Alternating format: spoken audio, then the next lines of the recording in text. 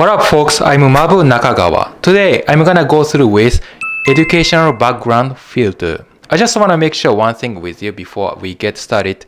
Do you guys think generally educational background is an important factor to get a better job? In my opinion, the answer should be yes. You know what? I went to college in Los Angeles and I earned a bachelor's degree with international business marketing. 10 years later, here I am working for a huge global company where I needed to communicate with a bunch of engineers in English. Without my college degree earned in the States, I couldn't have worked for an Indian tech company. So, if you haven't watched the video with my job background, please rewind my previous video. You can know more of my bio if you're interested, okay? So, for me, educational background is a harpoon. You are Captain Ahab from Moby Dick. You got it? With a harpoon, you catch the big fish like tuna and eat it for a living. Long story short, it is the same thing as you get a good job because you have a good college degree, which is your harpoon. But the only different thing is that you can't be a dilly-dally. Once you get in a good company like a golfer, they give you tons of assignments even if you are at the entry level and you have to complete them with your responsibility. You're gonna be extremely swamped with tons of paperwork all day. If you delay or get lazy, the company kick you out. It might sound to you like it's so intense, but my ex-manager one day told me that many of excellent college students were hired by IBM Japan, but they all quit within 3 years because their job were too tough. And I think that's true. Especially in Tokyo, there's so much severe competition out there. They assign many projects to every single one of you guys, and then they monitor how well you guys go. Most of the time, the work atmosphere makes you feel like you have to work overtime because your competitors work so hard in their sleep. It's contagious. If you are people in the same group hanging there, you get crazy working all day as well as they do. It's cycled. In the meantime, when you drop out because you are out of gas, that means you are out. And after a month of competition, the company filters who survives or left. If you are a winner, you are likely to get promoted. That's the basic structure of inner competition within a big company in Japan. I think it's similar to your company too. Not sure, but I'm so happy if you can share your similar job experience in the comment section below. I want to hear from you if you don't mind, of course. So let's say I said educational background is important, right? In Japanese education field, we tend to focus on your deviation value when you take an entrance exam for university. If your deviation value is above 70, you are likely to get in a good college. However, if it's below 50, you only deserve for F-ranked university like a crap. So, in other words, for me, deviation value is an indicator to see if you are a hard worker or dilly-dally.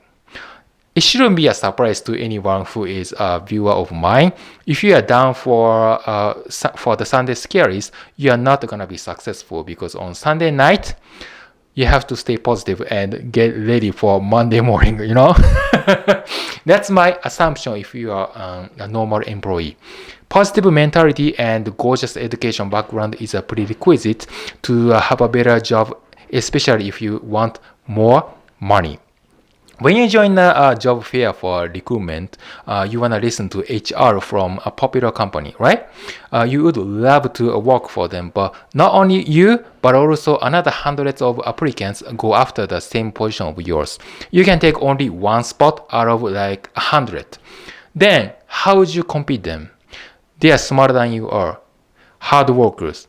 Never give up. They can stay patient longer than you do. How would you be able to beat them?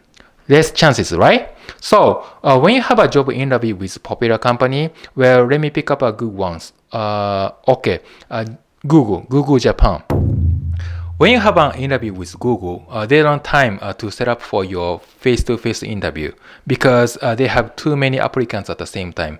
Under limited conditions like they want to save time, money, and they want to hire better human resources in an efficient short period of time, they need to filter smart employees in a first round. Then, when you are selected, you go to the next round. Second round. That's no question, right? Yes, it should be a make sense. In order to save time, they need to diminish the frequency of the interviews. Suppose you are an employer, what would you look at me first? My physical appearance, my gender, age, address, or something else like a skin color? That's discrimination. That's unacceptable for you, right? Then you look at my competence, certificate to measure my ability. Namely, that is my educational background. You wanna join me if I'm suited for a nursing position, for example. You make sure if I'm entitled to medical care, I ought to be a legal citizen of Japan. I don't test positive with coronavirus or drug abuse and etc. If I break one of these, I'm excluded. Filtering is something like that. If you just write Tokyo University in your resume, you might be automatically hired because Tokyo University is one of the renowned, successful, and hopeful universities of all time, as you guys are aware. You look positive, but if you are from infamous university in terms of deviation value, they might exclude you out of the list because they don't wanna spend time with you. Sounds you are a loser, but it happens. I don't know. It's up to the company though. So in this world, like you are in Japan, America, Europe, or wherever you are at, there's so many filters out there. You have any other options. When you search for a job interview online, they ask you to fill out your personal info first, and then you can narrow down your work conditions by filtering. Whether you graduated from a high school or college, whether you speak Japanese or not, if yes, whether your Japanese proficiency is at conversational level, business level, or native level. Likewise, everything is filtered. There's a lot of ways you can describe filtering in terms of job recruitment, but I think this might be the first time I've ever seen filtering, which focuses more around a single job applicant. You know, Japan has thousands of SMEs, which stands for small and medium-sized enterprises. 99% of the overall enterprises registered in Japan is SME as of 2021. In fact, however, in Japan, they don't look at your educational background when you submit your resume to your target company. You know why? Because they just look through your profile picture, age, where you live, and your expected annual income. When I had a job interview in Osaka, I was asked to give them an introduction of myself from the very beginning, like how I was born or something like that. So they were so stupid because they knew nothing about my profile. I was like, why the hell are you asking me for an interview? Stupid badass ruined my time, right? So also, I had another stupid interview. Let me share with you here. Oh! There was a job applicant for engineer position. After running through the screening process of resume and other documentation and stuff like that, he's got a chance to have an online interview. That's great, right? He wore a suit and tie, which looked professional, but when an interviewer asked him to stand up, they found they wore pajamas. What happened? Of course, he failed. Damn! That's so stupid. Therefore, I think filtering can never be trustful, folks. All matter is that your personality is good. What you did in the previous company is to meet the company's expectation.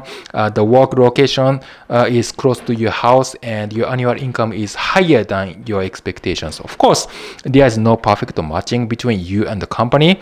Like I said in the beginning, your educational background only works for the first company right after graduating from school. Once you get a job, you realize your educational background is useless. If you are bad at communication skill, you have to educate yourself to be a better communicator, aside from your job career or specialized skill. In Japan, we have a particular Japanese culture with Tatemae and Honne. Not sure if you are aware of this term. I've seen many of international students living in Japan having struggled with this principle. Korean students are okay because traditionally they follow Confucianism, but European students seems having a really hard time to understand it. Just like you go to Japanese company, but your manager is such a pain in the neck, you don't want to talk with him. That's honne. Honne is an honest opinion in Japanese, but you smile and say, yes, sir. You show him respect and willingly do your dirty job.